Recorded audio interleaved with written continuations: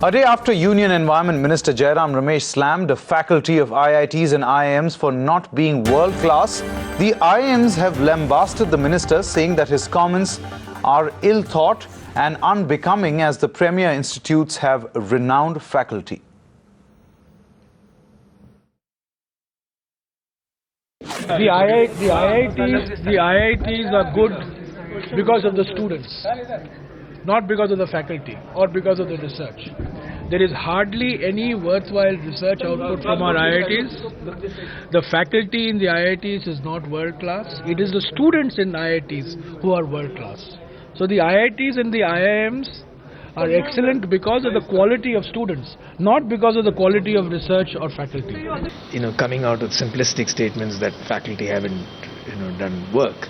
Now, if you actually look, a fairly significant part of the faculty in both IITs and IIMs would be having the same qualification, same background as, let's say, faculty in the top class institutions. Which means they would have done their PhDs from abroad, the good institutions in India, and so on and so forth. It seems that Mr. Minister Jairam Ramesh has shown a tremendous ignorance about the intellectual capabilities of these institutions. I would not deny the fact that these institutions deserve to do much more. I will not deny that. But to say that the faculty is not making any contribution and it is just because of the quality of the students that the institutions have built their brand name, then there is no reason why the institution's training should make any difference.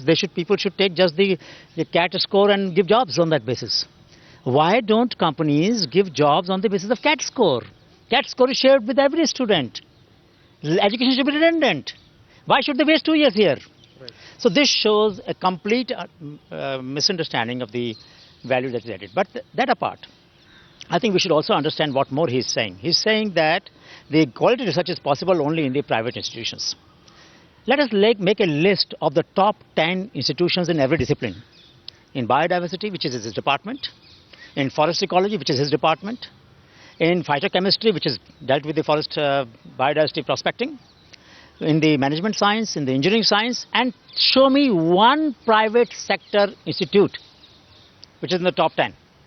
What are we saying?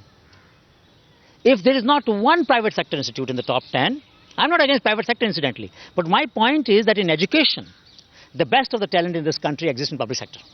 You see, if you look at an educational institution of repute, Cambridge University, Oxford University, Harvard, IIMs, IITs, these institutions, like any other institutions, even in the commercial world, take any big company, Unilever, Procter & Gamble, Microsoft, their brand equity, that means their reputation, does not grow overnight.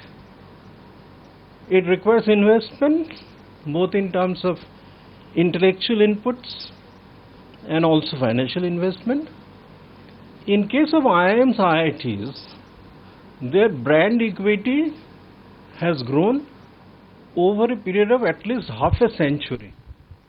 Now, it is common sense, pure common sense, that you can fool some people for some time. You cannot fool everybody all the time. Talking about himself because he is a world-class...